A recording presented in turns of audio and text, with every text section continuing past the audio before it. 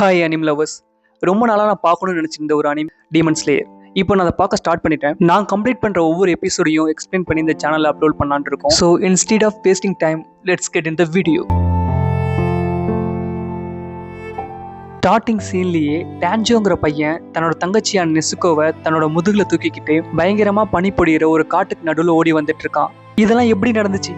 கம்மா நெசுக்கோ, நீ சாகக்கூடாது, நான் உன்னை சாக விட மாட்டேன், என்ன நடந்தாலும் உன்னை காப்பாத்துவேன் அப்படின்னு தன் மனசுக்குள்ளேயே சொல்லிட்டு டான்ஜிரோ அந்த கொற்ற பனியில நெசுக்கோ தூக்கிட்டு ஓடி வந்துட்டு இருக்கான். அப்படியே அந்த சீனை கட் பண்ணிட்டு ஒரு நாளுக்கு முன்னாடி என்ன நடந்துச்சுன்னு சொல்லி நம்ம காமிக்கிறாங்க. டான்ஜிரோ அவன் சேகரிச்சு வச்சிருக்க நிலக்கரியெல்லாம் ஒரு கூடையில எடுத்துக்கிட்டு அவன் வீட்டுக்கு முன்னாடி நிற்கிறான்.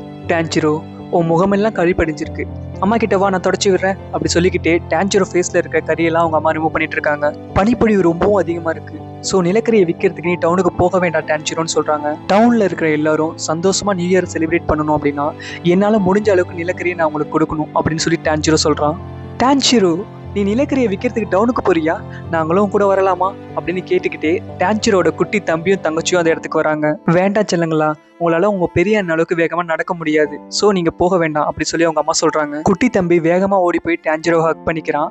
அவனோட தங்கச்சி, ஆனா நான் உன் கூட வரேன், நான் உங்களுக்கு ஹெல்ப் பண்றேன், உங்களுக்கு டிஸ்டர்பே பண்ண மாட்டேன் அப்படி சொல்லி கேட்கிறா. இங்க சமத்தா அம்மா கூட இருந்தா நான் திரும்ப வரும்போது உங்களுக்கு தேவையான பொருட்களை வாங்கிட்டு வருவேன் அப்படின்னு சொல்லி டான்ஜிரோ சொல்றான்.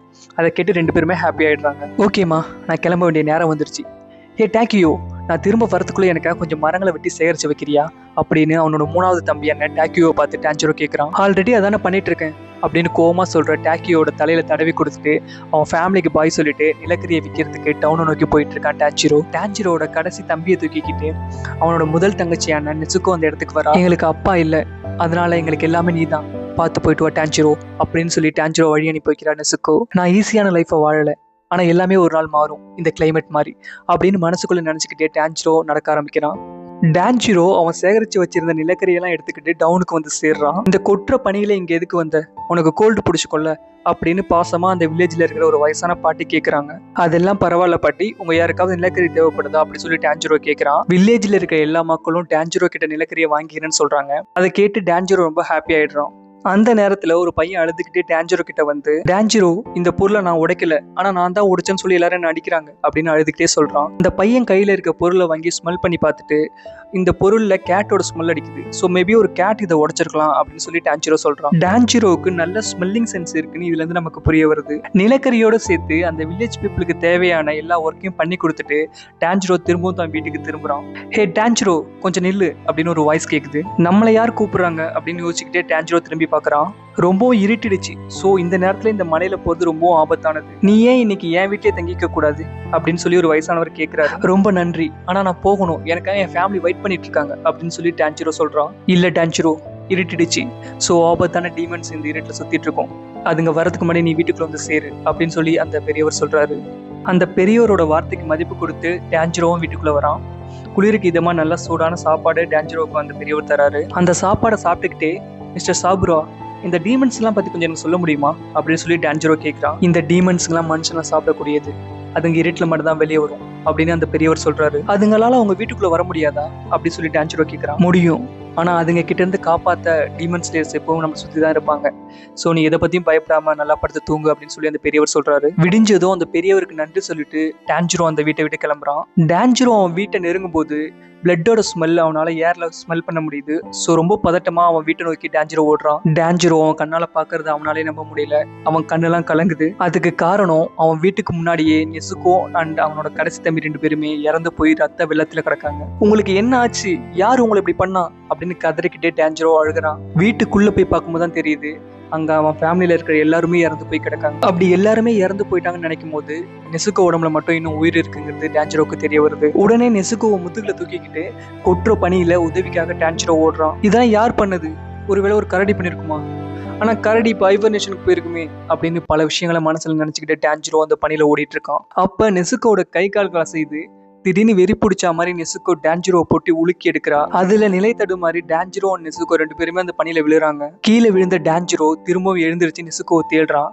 நெசுக்கோ தூரமா பேய் மாதிரி தலையை கீழே கொஞ்சம் நின்று பார்த்துட்டு இருக்கா. நெசுக்கோ, நீ நடக்க வேணாம், உன் அண்ணன் இருக்கேன், நான் உன்னை தூக்கிட்டு போறேன் அப்படின்னு சொல்லிட்டு நெசுக்கோ கிட்ட டான்ஜிரோ போறான். ஆனா நெசுக்கோ திடீர்னு டான்ஜிரோ மேல பாஞ்சு விழுந்து அவளை கடிக்க போறா. டான்ஜிரோ தான் வச்சிருக்க கோடாரியை வச்சு நெசுக்கோட வாயில அமுக்கி அவளை கடிக்க விடாத அளவுக்கு பண்றான். நெசுக்கோட உடம்பு திடீர்னு பெருசாகுது.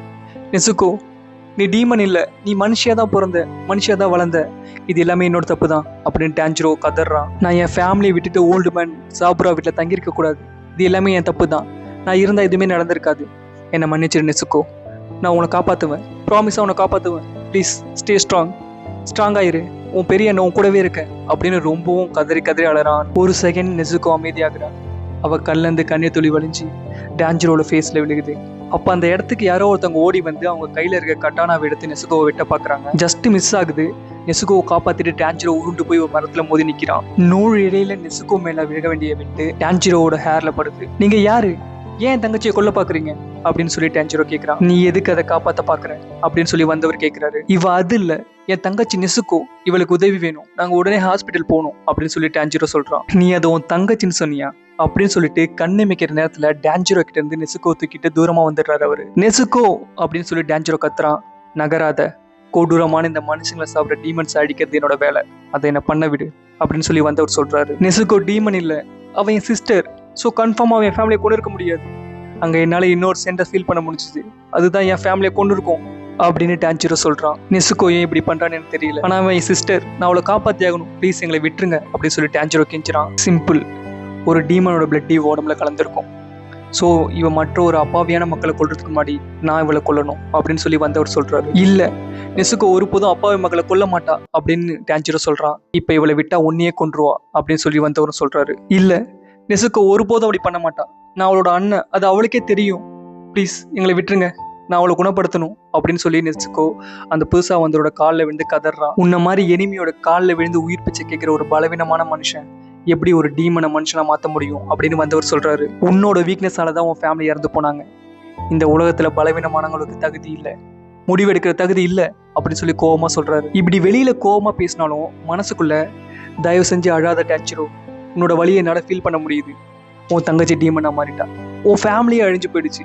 நான் அந்த இடத்துக்கு சீக்கிரமா வந்து உன் ஃபேமிலியை காப்பாற்றிருக்க முடியும், ஆனா என்ன பண்றது, நடந்து போன விஷயத்த நம்மளால மாற்ற முடியாது, இந்த வழியை ஃபீல் பண்ணு, உன் மனசுக்குள்ள இருக்கிற கோவத்தை வெளியில கொண்டு வா, அது நீ என்ன பண்ணணும்னு உனக்கு வழி காமிக்கும் அப்படின்னு மனசுக்குள்ள நினைச்சுக்கிட்டே நெசுக்கோவோட நெஞ்சில ஸ்வாடை இறக்குறாரு. அதை பார்த்து அவளை விட்டுரு அப்படின்னு சொல்லி கத்திக்கிட்டே ஒரு கல்லை எடுத்து அவரை நோக்கி டான்ஜிரோ எறிகிறான். அப்படியே பக்கத்துல இருக்க கோடாரி எடுத்துக்கிட்டு ஒரு மரத்துக்கு பின்னாடி ஓடி போய் இன்னொரு கல்லையும் அவர் மேலே எறிகிறான்.